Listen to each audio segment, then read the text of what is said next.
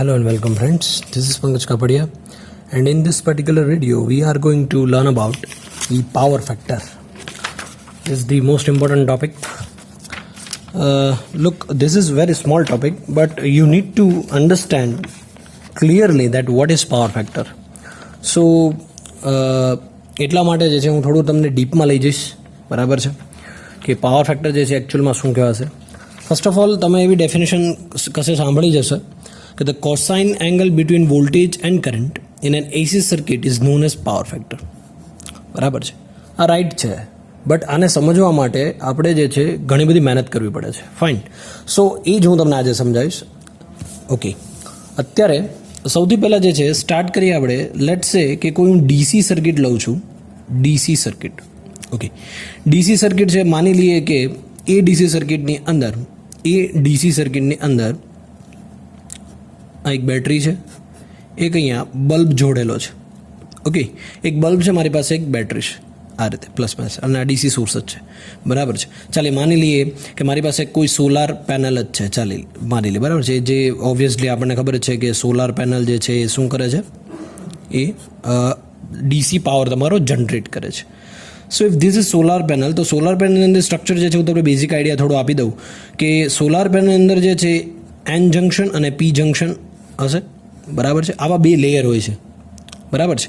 સો આના અંદર જે છે ઇલેક્ટ્રોન્સ આ રીતે હશે અને આના અંદર હોલ્સ હશે. એ આપણને ખબર છે કે પી લેયરની અંદર હોલ્સ વધારે હશે, જ્યારે એન લેયરની અંદર ઇલેક્ટ્રોન્સ હશે. તો જ્યારે અલ્ટ્રાવાયોલેટ લાઇટ કે કોસ્મિક રેઝ જે છે તમારે પર્ટિક્યુલર આ પ્લેટ પર જ્યારે પડશે તો આના અંદર વર્કિંગ કઈ રીતનું હોય છે કે આના અંદર જે બી ઇલેક્ટ્રોન્સ તમારા હશે, આ ઇલેક્ટ્રોન્સ હશે, એ ઇલેક્ટ્રોનને કોઈ શું મળશે, જ્યારે બી આને એનર્જાઇઝ થશે, એ એનર્જાઇઝ થશે એટલે શું થશે, એનર્જાઇઝ થઈ અને જે આ હોલ જે છે એના અંદર ટ્રાવેલ કરવાની ટ્રાય કરશે. તો જેવા એ ટ્રાવેલ કરવાની ટ્રાય કરશે, ઓબ્વિયસલી કે જે બી આ ફ્રી ઇલેક્ટ્રોન્સ હશે આના અંદર, તો એ ફ્રી ઇલેક્ટ્રોન્સને જે છે કોઈ મોશન મળશે, અને મોશન મળશે એટલે અહીંયા તો હોલ્સ અવેલેબલ જ છે, તો ત્યાં ઇલેક્ટ્રોન જઈને ગોઠવાઈ જશે, બરાબર છે. સો ઇલેક્ટ્રોન્સ, આ પ્રોસેસ જે છે આખી કન્ટિન્યુઅસ હોય છે, બરાબર છે, સોલારની અંદર. માની લઈએ કે હવે કોઈ અહીંયા હું એક રેઝિસ્ટિવ લોડ જોડી દઉં છું, કોઈ બલ્બ જોડી દીધો, ચાલો માની લઈએ, બરાબર છે, આ રેઝિસ્ટિવ લોડ મેં જોડી દીધો છે. તો આ રેઝિસ્ટિવ લોડ મેં જોડી લીધો. હવે આના અંદર જે છે ઓબ્વિયસલી આ ઇલેક્ટ્રોન અહીંયાથી અહીંયા જે મૂવ થાય છે, તો then there will be a potential difference. તો પોટેન્શિયલ ડિફરન્સ જો હશે તો જ તમારો વોલ્ટેજ જે છે તમે શું કરી શકો છો, જનરેટ થઈ શકે છે. પોટેન્શિયલ ડિફરન્સ હશે તો જ જે છે તમારા ઇલેક્ટ્રોન્સ એક જગ્યાએથી બીજી જગ્યાએ મૂવ થઈ શકશે. Is that right? તો પોટેન્શિયલ ડિફરન્સ જ્યાં ક્રિએટ થયો, તો પોટેન્શિયલ ડિફરન્સ જેવો ક્રિએટ થયો અને હવે તમે આ કોઈ પણ ડિવાઇસ જોડશો તો એ ડિવાઇસની અંદર તમારો કરંટ જે છે ઇઝીલી મૂવ થશે. Is that right? But A current જે છે કેવો હશે, એ કરંટ કેવો છે, ડીસી કરંટ છે. કેવો છે, DC. It doesn't have any frequency. જો એના અંદર ફ્રીક્વન્સી નથી હોતી, ડીસીની અંદર ફ્રીક્વન્સી નથી હોતી. ઓકે, તો જેવો તમે અહીંયા બલ્બ જોડ્યો છે તો અહીંયા પ્લસ માઇનસ આવશે ખરા, બરાબર છે, બટ એક કોન્સ્ટન્ટ હશે. શું હશે એનો સપ્લાય? કેવો બનશે, કોન્સ્ટન્ટ. ઝીરો, મતલબ જ્યારે સ્ટાર્ટિંગ કન્ડિશન, ઇનિશિયલ કન્ડિશનમાં માની લઈએ 5 વોલ્ટ છે, તો કોઈ પણ કન્ડિશન પર જશે, કોઈ પણ ટાઈમ પર જે છે એની વેલ્યુ 5 વોલ્ટ જ રહેશે. કેટલી રહેશે? 5 વોલ્ટ જ રહેશે. ઓકે, થ્રુ આઉટ ટાઈમ, મતલબ with respect to time. Okay, તો 5 વોલ્ટેજ રહેવાની છે. હવે આ થઈ ગઈ ડીસીની વાત. હવે હું તમને લઈ જાઉં છું એસી સર્કિટ પર. સો એસી સર્કિટની અંદર આપણે જે આ વેવ મળે છે, મતલબ આપણે ઓબ્વિયસ વાત છે, એસી જે આપણે જનરેટ કરીએ છીએ, જે આપણે પહેલા લેક્ચરની અંદર જોયું કે એસી વેવ આપણે કઈ રીતે જનરેટ કરીએ છીએ, બરાબર છે. તો એને એસીની ફ્રીક્વન્સી હશે. આપણને ખબર છે કે એસીની ફ્રીક્વન્સી જે છે આપણે ઇન્ડિયાની અંદર 50 હર્ટ્ઝ છે, બહારના અમુક દેશોમાં 60 હર્ટ્ઝ પણ છે. તો આપણને ખબર છે કે 50 હર્ટ્ઝનો મિનિંગ શું છે કે મારી પાસે કોઈ આવી સાયકલ છે, બરાબર છે, માની લે આ વોલ્ટેજ છે. હવે મારી પાસે આ સાયકલ છે, આ પોઝિટિવ છે, આ નેગેટિવ છે. Okay, is that right? આ પોઝિટિવ છે ને આ નેગેટિવ છે, બરાબર છે. આખી ફૂલ સાયકલ છે, આખી ફૂલ સાયકલ છે. હવે આવી એક સાયકલ અહીંયા મેં દર્શાવી છે, બટ આવી 50 સાયકલ જે છે એક જ સેકન્ડની અંદરથી તમારા કંડક્ટરમાંથી પાસ થાય તો ત્યારે એને કહેવાશે 50 હર્ટ્ઝની ફ્રીક્વન્સી. આવી જ 60 સાયકલ એક જ સેકન્ડની અંદર કંડક્ટરમાંથી પસાર થાય તો એને કહેવાશે 60 હર્ટ્ઝની ફ્રીક્વન્સી. Is that right? એનો મતલબ એવો થયો કે આ અલ્ટરનેટિંગ ક્વોન્ટિટી છે, એકવાર પોઝિટિવ થશે, એકવાર નેગેટિવ થશે, એકવાર પોઝિટિવ થશે, એકવાર નેગેટિવ થશે. It is having some frequency. બરાબર છે? એટલે એ ફ્રીક્વન્સી આપણે માની લઈએ કેટલી છે અત્યારે હાલમાં આપણી કન્ટ્રીની અંદર 50 હર્ટ્ઝ ફ્રીક્વન્સી ઓલરેડી અવેલેબલ છે. ઓકે, હવે ડિપેન્ડ કરે છે. જો આ લોડ મેં અહીંયા જોઈન કર્યો છે, માની લઈએ મારી પાસે કોઈ એસી જનરેટર છે. સો આ એસી જનરેટર મેં અહીંયા ડ્રો કર્યું છે. હવે એસી જનરેટર છે અથવા તો એસી સોર્સ છે, માની લઈએ કોઈ રેઝિસ્ટર મેં અહીંયા જોડ્યો છે. તો આપણે purely resistive, purely capacitive, purely inductive circuit જોઈ ગયા છીએ કે એના અંદર વોલ્ટેજ અને કરંટનો રિલેશન શું હોય છે. તો આ વોલ્ટેજ છે, વોલ્ટેજ તો છે જ આની પાસે. પોટેન્શિયલ ડિફરન્સ જ્યારે ક્રિએટ થશે તો કરંટ તો જવાનો જ. બરાબર છે? સો અહીંયા જે બી આ રેઝિસ્ટર કનેક્ટેડ છે, કોઈ પણ સર્કિટ છે, રેઝિસ્ટિવ સર્કિટ છે, માની લઈએ કે હીટર છે, માની લઈએ કે આયન છે, બરાબર છે, આપણે જે પ્રેસ કરીએ છીએ ઘરે કપડાં, પછી બલ્બ છે, તો એ બધી રેઝિસ્ટિવ થઈ. શું થઈ? રેઝિસ્ટિવ લોડ થયો આપણો. એ લોડ કયો થયો? રેઝિસ્ટિવ લોડ થયો. તો એ રેઝિસ્ટિવ લોડ આપણને ખબર છે કે જ્યારે પણ કોઈ રેઝિસ્ટિવ લોડ કનેક્ટેડ હોય તો વોલ્ટેજ અને કરંટ જે છે, વોલ્ટેજ અને કરંટનો રિલેશન શું હોય છે? ઇન ફેઝ હોય છે. શું હોય છે? ઇન ફેઝ હોય છે. બંને કેવા હોય છે? ઇન ફેઝમાં હોય છે. Is that right? ચાલો જો વધુ એક એક્ઝામ્પલ જે છે હું તમને આપું અહીંયા, કે માની લઈએ આ મારી પાસે જે છે પ્યોરલી રેઝિસ્ટિવ સર્કિટ જે છે એનું આખું મેં અહીંયા તમને દર્શાવ્યું છે. આપણે જોઈ ગયા છીએ પ્યોરલી રેઝિસ્ટિવ સર્કિટ કે કોઈ પણ એક સર્કિટ જે છે, મતલબ આ કોઈ રેઝિસ્ટિવ એલિમેન્ટ છે, કોઈ એસી સર્કિટ સાથે મેં જોડી દીધો છે, એસી વોલ્ટેજ સોર્સ સાથે જોડી દીધો છે. તો આ વોલ્ટેજ સોર્સના કારણે કોઈ કરંટ પ્રોડ્યુસ થશે. એ કરંટ જે છે આ રેઝિસ્ટિવ લોડ થ્રુ પાસ થઈ ફરી પાછો અહીંયા આવશે પ્લસ માઇનસ. સો એનું જે છે એ વેવ ડાયાગ્રામ કોઈ આવો બનતો હતો, તમને કદાચ યાદ હોય તો. પ્યોરલી રેઝિસ્ટિવ સર્કિટ માટે વોલ્ટેજ અને કરંટનો ગ્રાફ કોઈ આવો હતો. માની લઈએ કે મારી પાસે અત્યારે જે બી વોલ્ટેજ છે એ વોલ્ટેજ આયા છે, બરાબર ને? અત્યારે આ જે છે એપ્લાઇડ વોલ્ટેજ આ છે. તો આપણને જે કરંટ મળતો હતો એ કરંટ કોઈ આવો મળતો હતો. કરંટ જે છે કોઈ આવો મળતો હતો કે નહીં? સમજો છો તમે? તો આ જે છે voltage V is equal to VM sine omega t હતું. There is no change. આપણે તો રેફરન્સ લીધો છે એટલા માટે I is equal to IM sine omega t. તો ઓમેગા ટી પછી કોઈ એંગલ નથી. બરાબર છે? પ્યોરલી રેઝિસ્ટિવ સર્કિટની અંદર શું છે? કરંટ અને વોલ્ટેજ એક જ ફેઝમાં રહેશે. મતલબ કરંટ, વોલ્ટેજ જ્યારે જશે કરંટ ભેગો જશે, કરંટ સાથે સાથે જશે. બરાબર છે? એવું મેં આપણે તમને જે છે સમજાવેલું. તો જ્યારે વોલ્ટેજ 0 પોઝિશન પર હશે ત્યારે કરંટની વેલ્યુ પણ 0 હશે. જ્યારે વોલ્ટેજની વેલ્યુ મેક્સિમમ હશે ત્યારે પણ કરંટની વેલ્યુ મેક્સિમમ હશે. બંને એક સાથે 0 થશે, બંને એક સાથે મેક્સિમમ થઈ જશે. Is that right? બરાબર છે? તો આવું આપણે પ્યોરલી રેઝિસ્ટિવ સર્કિટની અંદર જોયેલું. હવે એનો ફેઝર ડાયાગ્રામ કોઈ આવો હતો, વોલ્ટેજ અને કરંટ બંને એક જ ફેઝમાં હતા. બરાબર છે? કોઈ પણ જાતનું જે છે ફેઝ એંગલ નથી. તમે જોઈ શકો છો અહીંયા જે છે 0 છે. સો આનું ઇક્વેશન આવું હતું, V is equal to VM sine omega T, I is equal to IM sine omega T minus જે છે કોઈ આવતું હતું નહીં. આના અંદર કંઈ નથી, કેમ કે બંને કેવા છે? એક જ ફેઝમાં છે. ચાલો હવે આનું જે છે પાવર ડાયાગ્રામ જોઈ લઈએ આપણે. એનો પાવર ડાયાગ્રામ કઈ રીતનો હતો? તો આ જે તમને મેં દેખાડ્યું છે અહીંયા, આ છે પ્યોરલી રેઝિસ્ટિવ સર્કિટ માટેનો પાવર ડાયાગ્રામ. બરાબર છે? આખો પાવર ડાયાગ્રામ છે. તમે જોઈ શકો છો કે અહીંયા આ જે પર્ટિક્યુલર આપ્યું છે એ છે આપણો વોલ્ટેજ સોર્સ અથવા તો વોલ્ટેજ વેવ. બરાબર છે? તો આ આપણું જે છે વોલ્ટેજ વેવ જે છે મેં દર્શાવ્યો છે. હવે કરંટ વેવ જે છે, ઓબ્વિયસલી કરંટનું મેગ્નિટ્યુડ ભલે એના જેટલું ના હોય, બટ બંને એક જ સાથે 0 થશે, બંને એક જ સાથે મેક્સિમમ પણ થશે. તમે જોઈ શકો છો આ મેક્સિમમ એક જ સાથે થાય છે, એક જ સાથે ફરી પાછા 0 થાય છે, એક જ સાથે ફરી પાછા. સો આ વોલ્ટેજનો વેવ છે, આ કરંટનો વેવ છે. બંનેનું હવે મારે શું કરવાનું છે? પાવર મારે મેળવવો તો મારે શું કરવું પડે? P is equal two V into I. Multiplication કરવું પડે ને. મલ્ટિપ્લિકેશન કરશો તો તમને પાવર મળશે. તો આનું વોલ્ટેજ અને કરંટનું જ્યારે તમે મલ્ટિપ્લિકેશન કરશો તો શું થશે? અહીંયા મલ્ટિપ્લિકેશન કરીને જે પાવરનો વેવ તમને મળે છે, એ પાવરનો વેવ જે છે એ તમને જે પાવરનો વેવ મળે છે એ કંઈ આવો મળે છે, as you can see here. Okay, તો જો આ બંનેનું તમે મલ્ટિપ્લિકેશન કરશો તો તમને પાવરનો વેવ જે છે કોઈ આવો મળે છે અને પોઝિટિવ જ છે, તમે જોઈ લેજો. હવે અહીંયા પણ જે છે તમને જે પાવરનો વેવ મળે છે આ બંને નેગેટિવની અંદર જે બી છે એનો, તો એનો વેવ પણ તમને કેવો મળે છે એ આ ટાઈપનો મળે છે. તો આ જે આખું મેં દર્શાવ્યું છે એ પાવરનો વેવ છે પ્યોરલી રેઝિસ્ટિવ સર્કિટ માટે. તો તમે જોઈ શકો છો કે આના અંદર પાવરનો જે લોસ છે બહુ જ ઓછો છે અથવા તો નહિવત પ્રમાણમાં છે, કેમ કે વોલ્ટેજ અને કરંટ વચ્ચેનો એંગલ ઓલમોસ્ટ ઝીરો છે. ફેઝ એંગલ અથવા તો ફેઝ ડિફરન્સ પ્યોરલી રેઝિસ્ટિવ સર્કિટની અંદર નથી હોતું. વોલ્ટેજ અને કરંટ જે છે બંને એક જ સાથે ઝીરો થાય છે, એક જ સાથે મેક્સિમમ થાય છે, ફરી પાછા ઝીરો થઈ જાય છે. એના મતલબ કે ફેઝ ડિફરન્સ કોઈ પણ પ્રકારનો આના અંદર નથી રહેતો. સમજો છો તમે આ વાતને? જો હું તમને ધીરે ધીરે પાવર ફેક્ટર પર લઈ જાઉં છું, બરાબર છે, ફેઝ ડિફરન્સ આનામાં નથી. ઓકે, ચાલો હવે નેક્સ્ટ જે છે હું તમને એક બીજી ફિગર જે છે દેખાડું છું.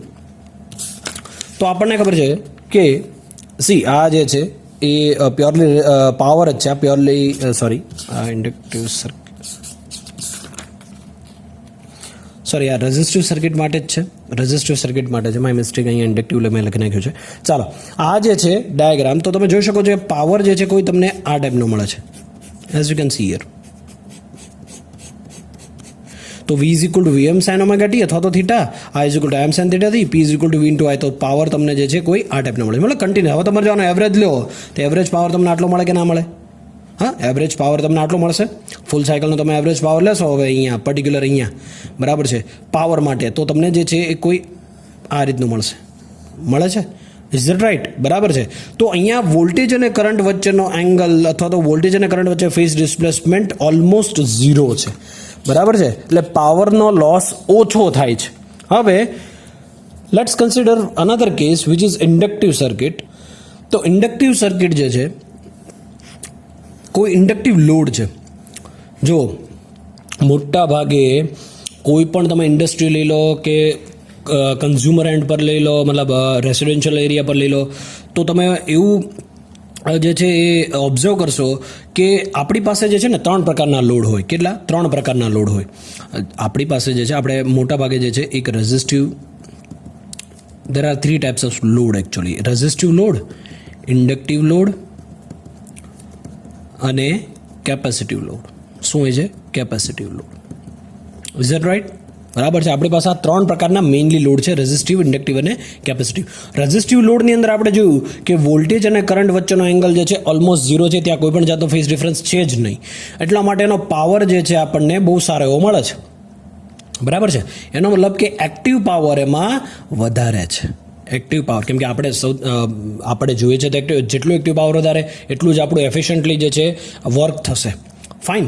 હવે ઇન્ડક્ટિવ લોડ. તો ઇન્ડક્ટિવ લોડ જે છે, રેઝિસ્ટિવ લોડ એટલે શું હતું? હીટર છે, પ્રેસ છે, પેલો આયન છે, એ બધું આપણે જોયેલું, બરાબર છે. ઇન્ડક્ટિવ લોડ એટલે શું? મોટાભાગના ઇન્ડસ્ટ્રીયલ એપ્લિકેશનની અંદર જે છે આપણે યુઝ થતી હોય છે ઇન્ડક્શન મોટર. શું હશે? Induction motor. હવે આ ઇન્ડક્શન મોટર અથવા તો આવો કોઈ પણ લોડ અથવા તો કોઈ પણ એપ્લાયન્સીસ કે જેના અંદર કોપરના વાયરનું તમને ગૂંચળું મળે ને, that is called inductive in nature. આ સિમ્પલ વસ્તુ છે, બરાબર છે. બીજી કોઈ માથાકૂટ નહીં. કોઈ પણ જગ્યાએ તમને ગૂંચળું જોવા મળે એનો મતલબ એવો થયો કે એ પર્ટિક્યુલર વસ્તુ ઇન્ડક્ટિવ નેચર હશે. હવે ઇન્ડક્ટિવ નેચર હશે, બરાબર છે, તો ઇન્ડસ્ટ્રીની અંદર અથવા તો આપણે દુનિયાની અંદર આમ તમે કહી શકો કે મોર દેન 70% લોડ જે છે ને, મોર દેન 70% ઇન્ડક્ટિવ લોડ છે. આખી દુનિયામાં મોર દેન 70% ઇન્ડક્ટિવ લોડ છે. તો જો અહીંયા એસી સોર્સ મેં જોઈન કર્યો છે, એના કારણે જે બી કરંટ આવશે, કરંટ જે છે આ રીતે ઇન્ડક્ટિવ નેચર જે બી લોડ હશે, કોઈ પણ એક લોડ જે છે મેં લઈ લીધો, એના અંદરથી પાસ થશે, તો વોલ્ટેજ અને કરંટનું રિલેશન આપણે જોયેલું પ્યોરલી ઇન્ડક્ટિવ છે, એટલા માટે મેં આ રીતનું દર્શાવ્યું. જો આપણે એવું પણ જોયેલું RL, કે જેના અંદર ઇન્ડક્ટિવ સર્કિટ તો છે પણ it is having some resistance પણ એના અંદર છે. તો એના અંદર આપણને જે ગ્રાફ મળતો હતો, જો RL નો, આ પર્ટિક્યુલર ગ્રાફ શેનો છે? પ્યોરલી ઇન્ડક્ટિવ માટે. વોલ્ટેજ અને કરંટ વચ્ચેનો એંગલ 90 ડિગ્રી અથવા તો -π/2 હતો. વોલ્ટેજ કરતાં કરંટ 90 ડિગ્રી પાછળ રહી જતો હતો ઇન્ડક્ટિવ સર્કિટની અંદર. બટ જો હું RL સર્કિટ લઉં, તો વોલ્ટેજ આ રીતનો મને મળતો હતો અને કરંટ કોઈ આ રીતે મળતો હતો. તમને યાદ હોય તો આ જે એંગલ બનતો હતો એ ϕ બનતો હતો. એક્ઝેક્ટ 90 ડિગ્રી નહોતો મળતો, બરાબર બરાબર છે, કેમ કે આવી કોઈ સર્કિટ હોતી જ નથી. હંમેશા સર્કિટનું કોમ્બિનેશન હોય, RL હોય, RC હોય, RLC હોય, તો એના અંદર જે છે એક્ઝેક્ટ 90 ડિગ્રી તમને શિફ્ટ ના મળે, એક્ઝેક્ટ 90 ડિગ્રી પાછળ ના રહી જાય. હા, પાછળ રહી જાય બટ કોઈ 5 ડિગ્રી, બરાબર છે. એવું જરૂરી નથી 90 80 ડિગ્રી હોય, 70 ડિગ્રી, ડિપેન્ડ કે તમારી પાસે લોડ કેવો છે, તમારી સર્કિટ કેવી છે, બરાબર છે. તો આ RL માટે હતું. હવે તમે જોઈ શકો કે વોલ્ટેજ અને કરંટ વચ્ચેનો એંગલ 90 ડિગ્રી થઈ ગયો. એનો મતલબ એવો થયો કે વોલ્ટેજ અને કરંટ, વોલ્ટેજ જો અહીંથી શરૂ થતો હોય તો કરંટ 90 ડિગ્રી એની પાછળથી શરૂ થશે. વોલ્ટેજ પહેલાં જ આવી જશે સર્કિટની અંદર, બટ કરંટ કેવો છે, પાછળથી શરૂ થાય છે. Is that right? હવે આ બંનેનું મારે જો પાવરનું ઇક્વેશન લેવું હોય V × I, તો પાવર મારે મેળવવો હોય તો પાવર કઈ રીતનો મળે ભાઈઓ? પાવર જે મને મળશે એ કોઈ આવો મળશે. તમે જોઈ શકો કે આ જે છે પર્ટિક્યુલર એ છે પાવર.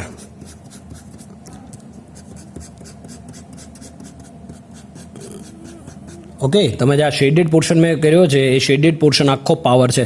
તો તમે જોઈ શકો છો કે જ્યારે આપણે પ્યોરલી રેઝિસ્ટિવ સર્કિટ લીધેલી તો એના અંદર જે છે એ આપણને પાવર તમે જોઈ શકો છો કે નેગેટિવની અંદર જે છે આપણને મળતો હતો નહીં, નેગેટિવને મળતો હતો નહીં, બરાબર છે.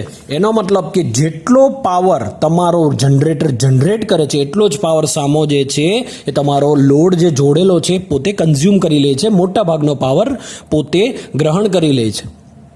એટલા માટે એક્ટિવ પાવર જે છે વધારે જેટલો બી પાવર જે જનરેટ કરે છે એ એક્ટિવ પાવરમાં કન્વર્ટ થઈ જાય છે યુઝફુલ પાવર તરીકે. બટ આ કેસની અંદર શું છે, આ કેસને તમે જોઈ શકો આ તો પ્યોરલી છે, બરાબર, પ્યોરલી ઇન્ડક્ટિવ સર્કિટ માટે છે એટલે તમને આવું એક્ઝેક્ટ મળે છે, બરાબર છે. બાકી RL સર્કિટની અંદર પાવર તમે જોઈએ તો પાવર આ જે નેગેટિવ ડાયરેક્શનની અંદર જે છે થોડું ઓછું જોવા મળે, બરાબર છે. તો અહીંયા જે છે આ જે છે પર્ટિક્યુલર આ નેગેટિવ, તો તમે જોઈ શકો આ નેગેટિવ છે, આ પોઝિટિવ છે. તો જ્યારે પણ જો માની લો અહીંયા આ વોલ્ટેજ છે, વોલ્ટેજની આ કોઈ ઝીરો વેલ્યુ છે, but at the same time current જે છે કોઈ વેલ્યુ ધરાવે છે. વોલ્ટેજ ઝીરો છે પણ current at the same time કોઈ વેલ્યુ ધરાવે છે. તો એનું જો તમે શું કરશો, એનું જો તમે પ્રોડક્ટ કરશો, P = V × I કરશો તો તમને જે પાવર મળશે કોઈ પાવર આવો મળશે. હવે જુઓ અહીંયા તમે આ પોઈન્ટ પર કોઈ કરંટની વેલ્યુ છે, આ પોઈન્ટ પર કોઈ વોલ્ટેજની વેલ્યુ પણ છે, તો એનો પાવર જે છે તમને કોઈ આ ટાઈપનો મળશે. ફરી પાછું વોલ્ટેજની વેલ્યુ આવી છે, કરંટની વેલ્યુ આવી છે. ફરી પાછું જો આ પોઈન્ટ પર શું છે, કરંટ તમારો ઝીરો છે પણ વોલ્ટેજની કોઈ વેલ્યુ છે, તો આ તમને જે છે નેગેટિવની અંદર તમને એનો પાવર મળે છે. મતલબ આ પર્ટિક્યુલર હાફ સાયકલમાં તમારો જે લોડ છે એ લોડ સોર્સને સપ્લાય આપે છે. સમજો છો તમે? પર્ટિક્યુલર માની લઈએ કે આ સોર્સ છે, આ ઇન્ડક્ટિવ લોડ છે, બરાબર છે.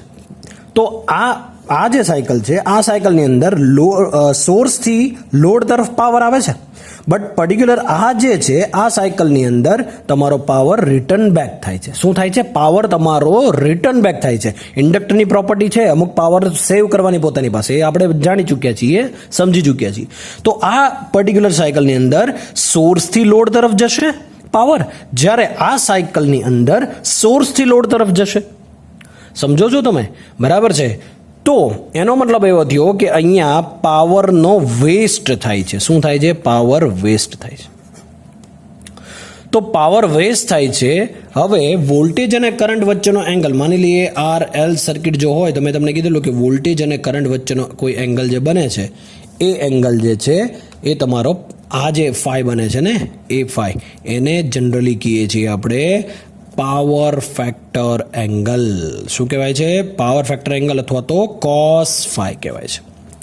એટલા માટે જે છે આગળની તમે એવું કહો છો કે આ ફાઈ જે છે, આ ફાઈ જો બને ત્યાં સુધી આ વોલ્ટેજ અને કરંટ વચ્ચેનો એંગલ જે છે ને એ ઓછામાં ઓછો હોવો જોઈએ. શું હોવો જોઈએ? ઓછામાં ઓછો હોવો જોઈએ. તમે જો બીજી રીતે તમને સમજાવું. આ ઇન્ડક્ટિવ હતું, ચાલો હવે હું કેપેસિટીનો કેસ લઉં. This is your purely capacitive circuit, આપણે જોઈ ગયા છીએ. હવે જો તમે આના એક્રોસમાં કોઈ ચાલો એસી સર્કિટ લગાડી દીધી છે તો અને ફેઝર ડાયાગ્રામ આવો તો વોલ્ટેજ રેફરન્સ લીધો, કરંટ 90 ડિગ્રી આગળ રહી જતો હતો કેપેસિટિવ કેસમાં.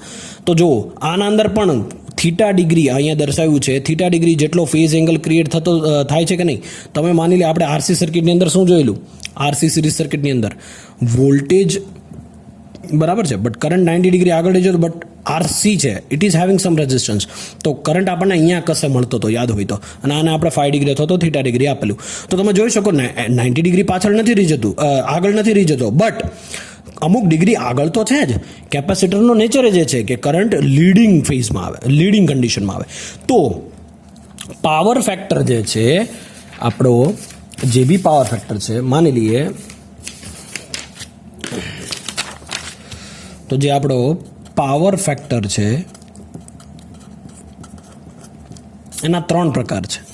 એક તમે કહી શકો એક પાવર ફેક્ટર છે ઇન ફેઝ છે, બીજો અથવા તો એને કહેવાશે યુનિટી પાવર ફેક્ટર, અથવા તો તમે કહી શકો લેગિંગ પાવર ફેક્ટર, થર્ડ જે છે એ છે લીડિંગ પાવર ફેક્ટર.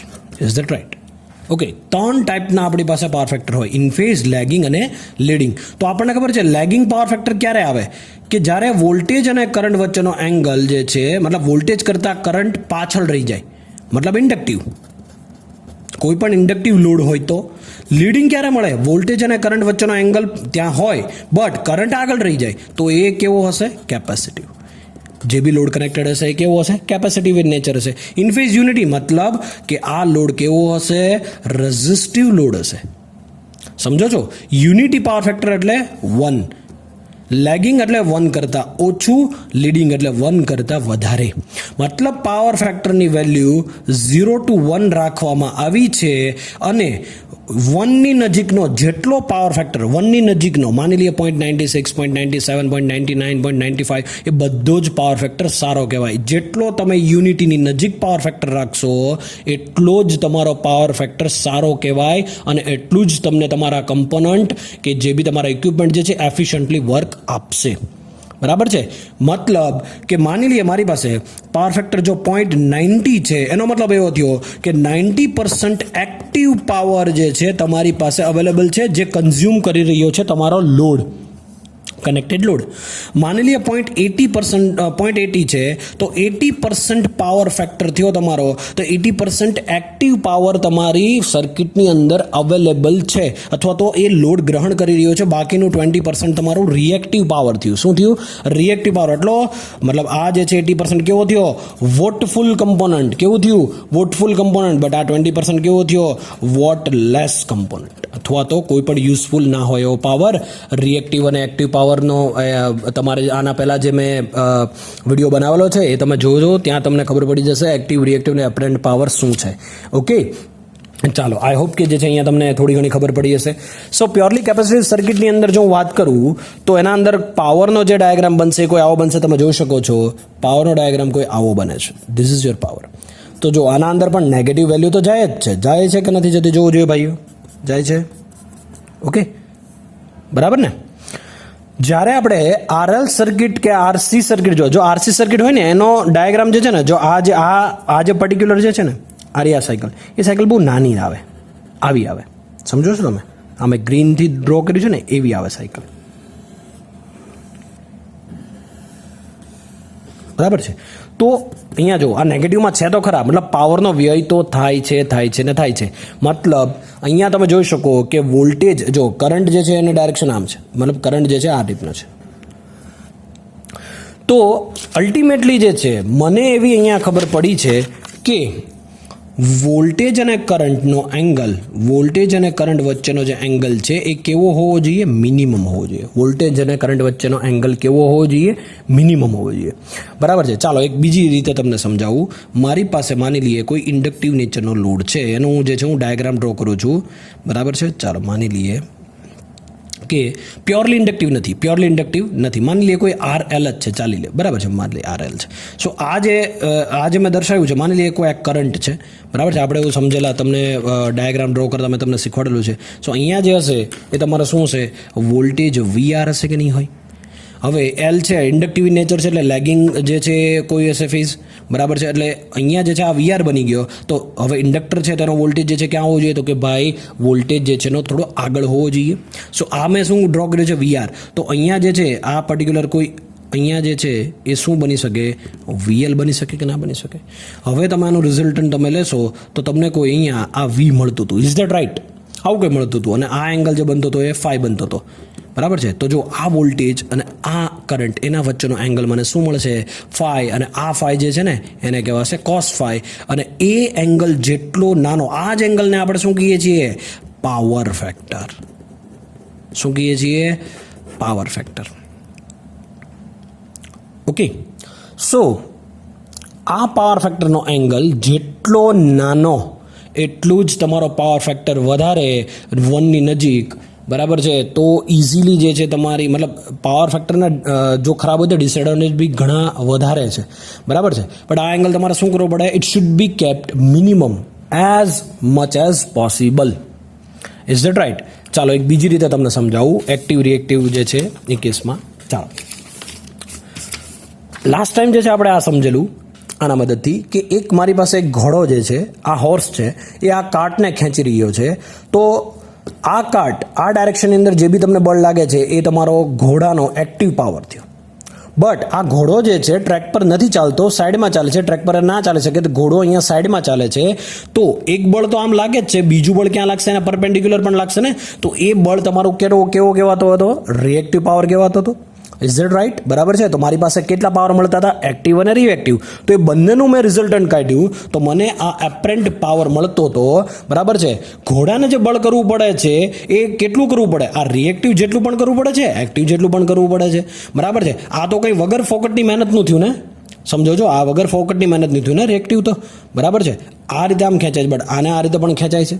તો જે એંગલ બનતો હતો એ એંગલ કોઈ આ ટાઈપનો બનતો હતો. રિયલ પાવર, આ રિએક્ટિવ પાવર, અને એનો રિઝલ્ટન્ટ આ તમને આખું જે રિઝલ્ટન્ટ છે એ તમારું એપરન્ટ પાવર હતું. Apparent power. તો જેટલો રિએક્ટિવ પાવર તમે ઓછો રાખો અથવા તો રિએક્ટિવ અથવા તો વોટલેસ કમ્પોનન્ટ, મતલબ જો આ એક્ટિવ પાવર છે, આ રિયલ પાવર છે, આ રિયલ પાવર છે. બરાબર છે. એ કોઈ એંગલ માની લે આ વોલ્ટેજ ને અહીંયા કોઈ કરંટ છે, તો આને વચ્ચેનો એંગલ તમે લ્યો ને એ જેટલો ઓછો હોય ને એટલો વધારે સારું. સમજવા પૂરતી વાત કરું છું. રિએક્ટિવ પાવર જે છે જેટલો ઓછો એટલું જ તમારો એક્ટિવ પાવર વધારે, એટલું જ તમારું જે છે એંગલ ઓછો થઈ જશે કે નહીં થાય? જો બીજી રીતે સમજાવું. તમે જોઈ શકો અહીંયા કે 3 ફિગર મેં લીધી છે. Figure 1, figure 2, figure 3. સો ફિગર 1માં તમે જોઈ શકો કે આ ઘોડો જે છે દૂર છે ટ્રેકથી, અને જે એંગલ બને છે એ એંગલ બહુ મોટો એંગલ છે. તમે જોઈ શકો છો કે આ ટોટલ મૂવમેન્ટ જે છે આ ફોર્સ લાગે છે પરપેન્ડિક્યુલર અને ફોર્સ ફોરવર્ડ ડાયરેક્શનમાં આ રીતે લાગે છે. તો આ જે છે એ તમારો એક્ટિવ પાવર થયો, આ રિએક્ટિવ અને આ એપરન્ટ પાવર થયો. હવે જે છે આ ઘોડાને હું ટ્રેકની નજીક લઈ જાઉં, આ ઘોડાને ટ્રેકની નજીક લઈ જાઉં. તો જો આ ટ્રેકની નજીક હું લઈ ગયો તો તમે જોઈ શકો આ ટ્રાયંગલ થોડું નાનું થઈ ગયું છે. તમે જોઈ શકો અહીંયા આ ટ્રાયંગલ કેવું થઈ ગયું? થોડું નાનું થઈ ગયું. તમે એ પણ જોઈ શકો અહીંયા કે હજી પણ જો હું નજીક લઈ ગયો તો ઘોડાને જે કરવું પડતું બળ જે છે એ ઓછું થઈ જશે. કેમ કે પરપેન્ડિક્યુલર જે ફોર્સ લાગે છે એ ફોર્સ ઓછો થતો જાય છે. જેટલો ફોર્સ ઓછો એટલું એક્ટિવ પાવર તમારો વધી જશે. બરાબર છે. તો તમે રિલેટ કરી શકો છો એ વાતને કે મારી પાસે કોઈ માની લઈએ કે આ કમ્પોનન્ટ જે છે એક્સ જે છે, માની લઈએ કે આ વીઆઈ કોસ ફાઈ, આપણને ખબર જ છે કે આ તમારું જે છે કેવું છે વીઆઈ કોસ ફાઈ. નાવ એક જે એંગલ મને કોઈ જે છે મળે છે, માની લઈએ કે આ કોઈ જે છે ઇન્ડક્ટિવ લોડ માટે આ કોઈ કરંટ છે, આ કોઈ કરંટ છે. This is your voltage and this is current, અને આ કોઈ એંગલ ફાઈ મળે છે. બરાબર છે. સો આ કરંટ અહીંયા મારે દર્શાવો તો વિથ રિસ્પેક્ટ ટુ આ લાઈન. બરાબર છે, આ લાઈન. બટ હકીકતમાં હવે જે છે અહીંયા 90 ડિગ્રી નથી લેતો હું ફેઝ શિફ્ટ, અહીંયા ખાલી 5 ડિગ્રી, કોઈ 5 ડિગ્રી પર કરંટ જે તમારો લેગ થાય છે એમ લઉં છું. તો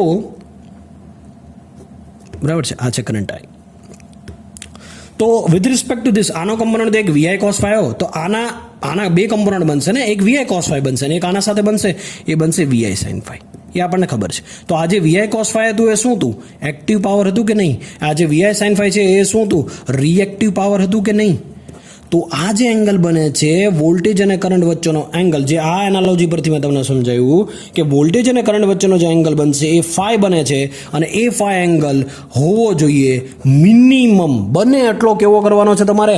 મિનિમમ. મતલબ કે યુનિટીની નજીક લઈ જવાનો છે, મતલબ કે 1ની નજીક લઈ જવાનો છે. સમજો છો તમે? તો આને મારે શું કરવું? તો મારે જેટલું બી મારે આમાં જે છે આને એંગલ મારે ઘટાડવો છે તો શું કરવું પડે? મારે જે છે જો કોઈ જગ્યાએ આ જો એંગલ વધી જાય, જો ક્યારે વધે? પહેલાં તો એ એંગલ ક્યારે વધે? આપણી પાસે જ્યારે ઓબ્વિયસલી આપણી જે છે કેવડું મોટું જે છે આખું પાવર સિસ્ટમ છે, બરાબર છે. એટલા બધા ઘરને જે સપ્લાય આપે છે, એટલી બધી ઇન્ડસ્ટ્રીને સપ્લાય આપે છે, કોમર્શિયલ જે છે, રેસિડેન્શિયલ બધાને સપ્લાય આપે છે, બરાબર છે. કેટલા બધા સબસ્ટેશન છે, કેટલા બધા પાવર પ્લાન્ટ છે. તો આ ડિસ્ટન્સ ક્યારે, મતલબ આ જે છે એંગલ ક્યારે વોલ્ટેજ અને કરંટ વચ્ચેનો એંગલ વધી શકે કે જ્યારે તમારી લોડ ડિમાન્ડ ક્યારેક વધી જાય, ક્યારેક ઘટી પણ જાય છે. લોડ ડિમાન્ડ મતલબ શું કે આપણે જે ઉપકરણો ઘરે યુઝ કરીએ છીએ, ઇન્ડસ્ટ્રીયલ એપ્લિકેશન જે છે, ઇન્ડસ્ટ્રી કોઈ શરૂ હોય, હમણાં લોકડાઉનનો પિરિયડ હતો, બરાબર છે, તો ત્યારે ઇન્ડસ્ટ્રીયલ એરિયા બધો બંધ હતો મોટા ભાગે. તો ઇન્ડસ્ટ્રીયલ એરિયા જ્યારે બંધ હતો, લોડ ડિમાન્ડ કેવી થઈ ગઈ હતી? ડિક્રીઝ થઈ ગઈ હતી. સમજો છો તમે? બરાબર છે. તો એ મુજબ જે છે તમારે જનરેશનને એન્ટિસિપેટ કરવું પડે, જનરેશન એ મુજબ કરવું પડે. સમજો છો?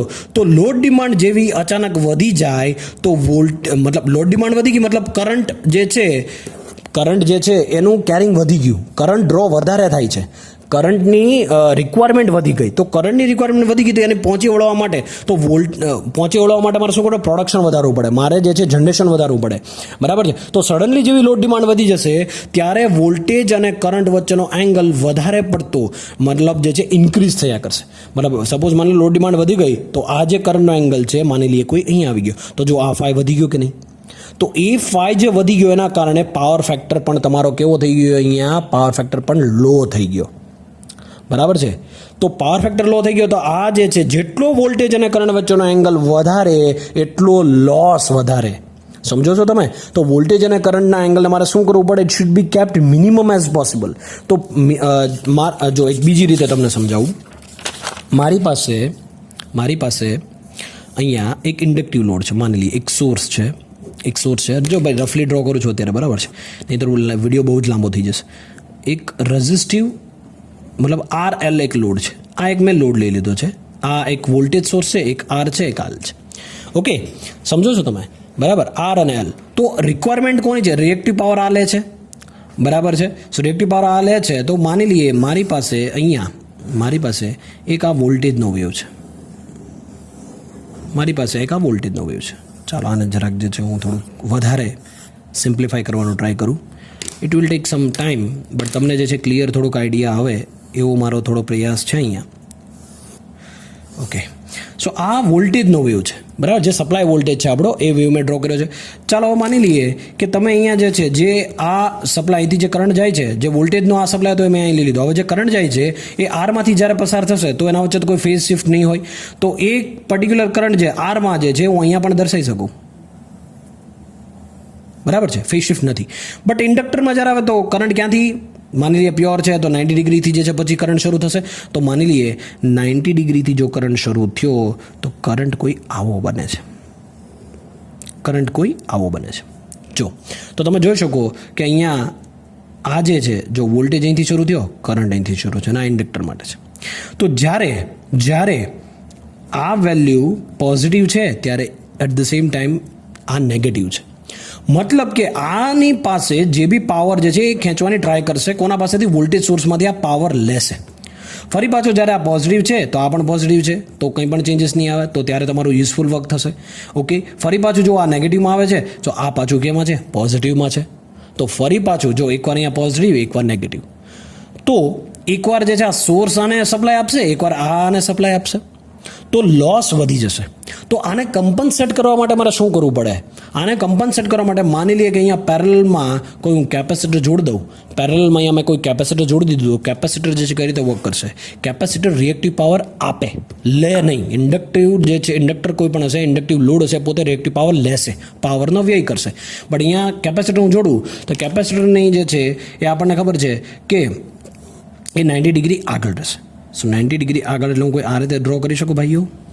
ડ્રો કરી શકું કે નહીં? તો 90 ડિગ્રી તમે જોઈ શકો કે આ જ્યારે નેગેટિવમાં છે તો આ તો પોઝિટિવમાં છે. આ કેપેસિટર માટેનો વેવ ડ્રો કર્યો મેં. સો આ જ્યારે નેગેટિવમાં છે, આ પોઝિટિવમાં છે, મતલબ at the same time capacitor પોતે જે છે ઇન્ડક્ટરની રિક્વાયરમેન્ટ પૂરી કરે છે. Is that right? બરાબર છે. તો તમે અહીંયા પણ જોઈ શકો, જો આ પોઝિટિવમાં છે તો આ નેગેટિવમાં છે. તો capacitor at the same time ઇન્ડક્ટરના રિએક્ટિવ પાવરની રિક્વાયરમેન્ટ પૂરી કરે છે. એનો મતલબ એવો થયો કે જ્યારે લો પાવર ફેક્ટર તમારી પાવર સિસ્ટમની અંદર હશે ત્યારે તમે યુઝ કરો છો, સબસ્ટેશનની અંદર યુઝ થતી વસ્તુ છે કેપેસિટર બેંક. એ કેપેસિટર બેંક એકચ્યુઅલમાં એવું કહેવામાં આવે કે રિએક્ટિવ પાવર આપે. રિએક્ટિવ પાવર ફેડ કરે છે એમાં, રિએક્ટિવ પાવર આપે સપ્લાય લાઇન્સમાં, જે તમારા કંડક્ટર હશે એના અંદર. બટ એકચ્યુઅલમાં એ શું ફેડ કરતું હોય? લીડિંગ પાવર ફેડ કરે. શું કરે? Leading power. Leading power feed કરે તો ઓબ્વિયસ વાત છે, જેટલો સપોઝ માની લઈએ કે આપણો પાવર ફેક્ટર જે છે 0.85 છે, મારે 0.95 કરવો છે, તો હું કઈ રીતે કરી શકીશ? લીડિંગ પાવર તમારા ટ્રાન્સમિશન લાઇનની અંદર હું ઇન્જેક્ટ કરીશ. શેના થ્રુ? Capacitor bank through. ત્યારે જે છે હું પાવર ફેક્ટરને બેલેન્સ કરીશ, 0.85 થી લઈ 0.95 હું પહોંચાડી દઈશ. બને ત્યાં સુધી 1 રાખવાની ટ્રાય કરીશ. ઇન્ડસ્ટ્રીયલ એપ્લિકેશન એવી છે કે એના અંદર જે છે કંઈ નક્કી ના કહેવાય. ઘણીવાર જે છે બહુ શટડાઉન આવી જાય, ઘણીવાર જે છે એવું પણ બની શકે કે લોડ સડનલી વધી જાય, ડિમાન્ડ વધી જતી હોય છે, તો ત્યારે વોલ્ટેજ અને કરંટ વચ્ચેનો એંગલ જે છે એ બહુ જ ચેન્જ થતો હોય છે. તો એ મુજબ જે છે જનરેટિંગ સ્ટેશનને એન્ટિસિપેટ કરવું પડે, એ મુજબ જે છે એને બેલેન્સ કરીને રાખવું પડે છે.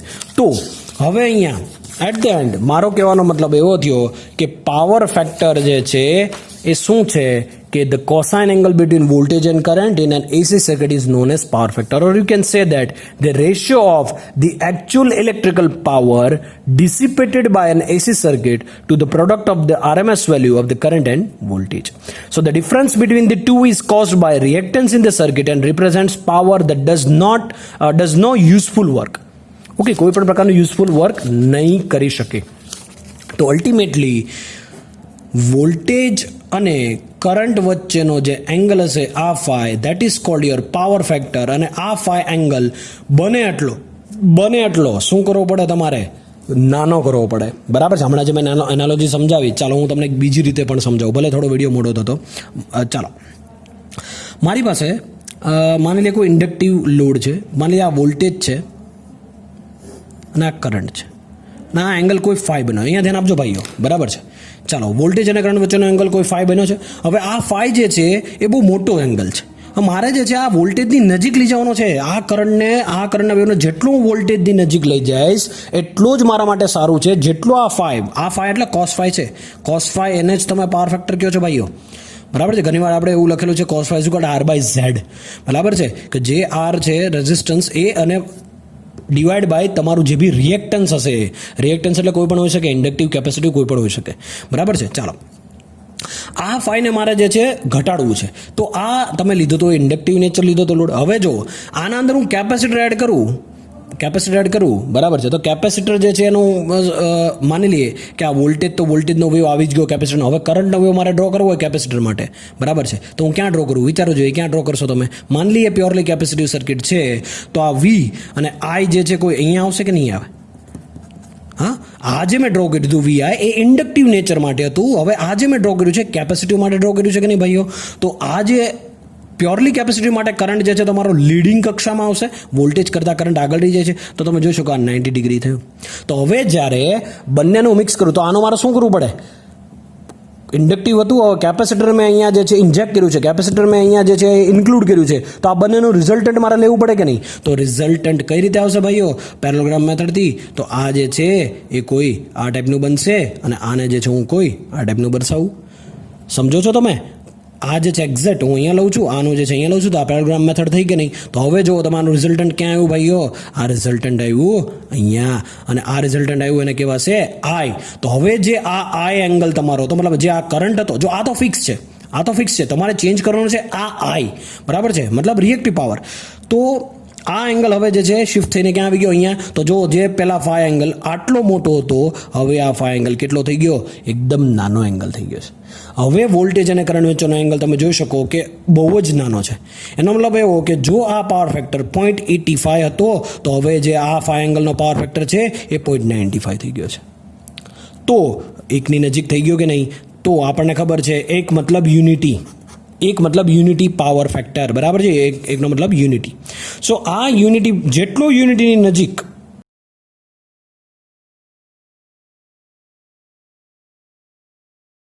એક ના હોય, બરાબર? યુનિટી કોઈ દિવસ ના પોસિબલ નથી, બટ જેટલો તમે એકની નજીક રાખો એટલું જ તમારે સારું. એનો મતલબ એવો થયો કે જ્યારે વોલ્ટેજ 0 થાય ત્યારે ઓલમોસ્ટ કરંટ જો 0 થઈ જતો હોય કે એની વેલ્યુ મેક્સિમમ થઈ જતી હોય, તો પાવરનો વ્યય ત્યારે તમારો ઓછો થશે. ઓકે, ચાલો એક બીજી રીતે જોઈએ કે power factor is equal two, એને હું કહું કિલોવોટ અપન કેવી એ શું હશે? કિલોવોટ અપન કેવી, મતલબ આ જે તમારો કિલોવોટ એનો મતલબ શું થયો? આ એક્ટિવ પાવર, અને કેવી એટલે સોરી એપરન્ટ પાવર.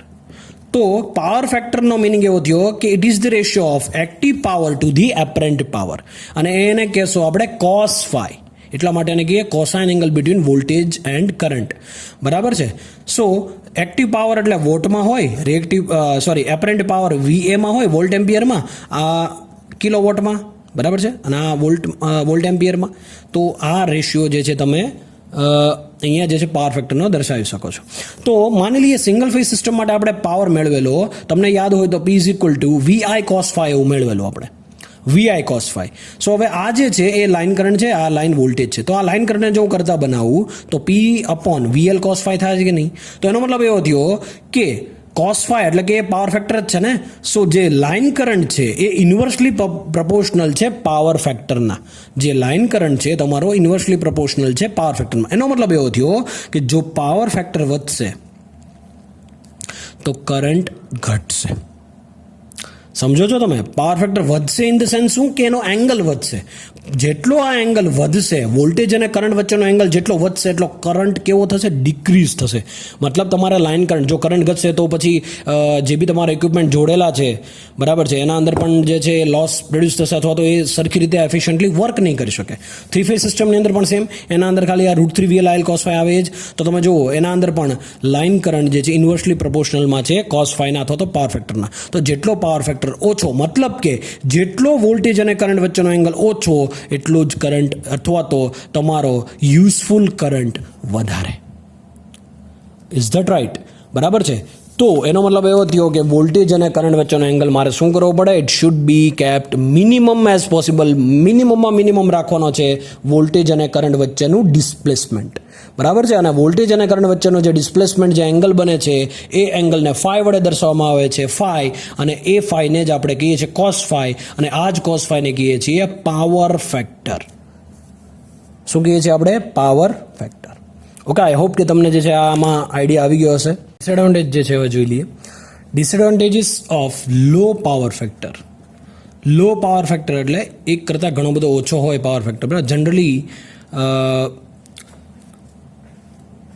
0.85, 0.86, 0.87 કે 0.9, 91, 92 એવો જે છે પાવર ફેક્ટર તમે સાંભળ્યો હશે. તો એકની નજીક જેટલો હોય એટલું સારું. બટ જો લો પાવર ફેક્ટર હોય તો સૌથી પહેલાં તો જે છે એ કેવીએ રેટિંગ તમારું જે છે ઇક્વિપમેન્ટનું તમારે વધારે લેવું પડે. કોઈ પણ ઇક્વિપમેન્ટ તમે જે યુઝ કરો છો એનું VA રેટિંગ જે છે તમારે વધારે લેવું પડે.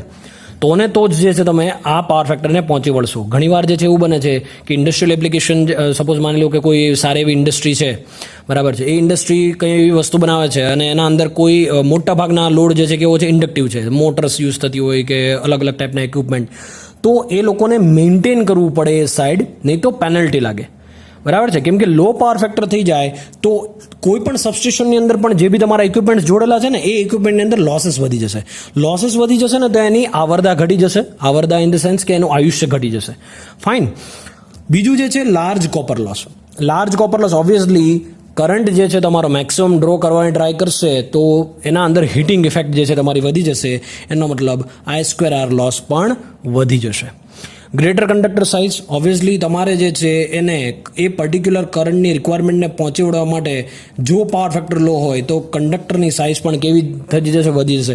કંડક્ટર આપણે જે બે થાંભલા વચ્ચે જોઈએ છીએ એની વાત થાય છે, અહીંયા વાયરની વાત થાય છે. બરાબર છે. જનરલી જે છે આપણે એવું કહેતા હોય, મતલબ તો આ બંને જે થાંભલા જે છે આપણી પાસે, બરાબર છે, આ બંને ટાવર છે, એના વચ્ચે જે છે માની લે આ RYB છે. તો આ જે કંડક્ટર જે છે માની લે કોઈ આવો છે. સો આનો એરિયા જે છે એ એરિયા આટલો લેવો પડે. સમજો છો? જો આની સાઇઝ વધી જાય તો આપણને મોંઘું પણ પડે, એઝ વેલ એઝ શું થઈ જશે? આના લોસેસ વધી જશે અને અહીંયા જે છે ટેન્શન પણ વધી જશે. આ બંને વચ્ચે જે છે એનું ટેન્શન પણ વધી જશે. તો આ જે છે એ ડિસએડવાન્ટેજ જે છે લો પાવર ફેક્ટરનો છે. પછી છે reduced handling capacity of system. Continuous જો લો પાવર ફેક્ટરવાળો કરંટ જે બી, મતલબ જે બી પાવર છે, લો પાવર ફેક્ટરવાળો જે બી પાવર છે એને હેન્ડલિંગ કરવા માટે જે બી ઇક્વિપમેન્ટ જો તે હેન્ડલ કરતા હોય તો ઇક્વિપમેન્ટ જે છે એની હેન્ડલિંગ કેપેસિટી ધીરે ધીરે ઓછી થતી જશે અને વોલ્ટેજ રેગ્યુલેશન જે છે ઓછું થઈ જશે અને એફિશિયન્સી પણ કેવી મળશે? પુઅર મળશે. જેટલો પાવર તમે મોકલો છો એટલો જો તમને રિસીવિંગ એન્ડ સાઇડ મતલબ સેન્ડિંગ એન્ડ સાઇડથી જેટલો તમે પાવર મોકલો છો રિસીવિંગ એન્ડ સાઇડ એટલો પાવર જો તમને સફિશિયન્ટલી ના મળે તો વોલ્ટેજનું રેગ્યુલેશન પણ કેવું થઈ જશે, ઓછું થશે, પુઅર થશે. તો એની એફિશિયન્સી પણ કેવી આવશે, પુઅર આવશે. તો પુઅર આવશે તો એના કારણે જે છે ઘણા બધા લોસીસ પણ જે છે વધી જાય છે, ઇક્વિપમેન્ટને પણ નુકસાનકારક છે. તો પાવર ફેક્ટર જે છે કેવો હોવો જોઈએ, યુનિટીની નજીક હોવો જોઈએ, લીડિંગ પણ ના હોવો જોઈએ, લેગિંગ પણ ના હોવો જોઈએ અને એકની નજીક હોવો જોઈએ. બરાબર છે. આપણને હમણાં જ મેં તમને કીધું કે પાવર ફેક્ટરના 3 પ્રકાર હોય, unity power factor, leading power factor અને lagging power factor. Okay, thank you.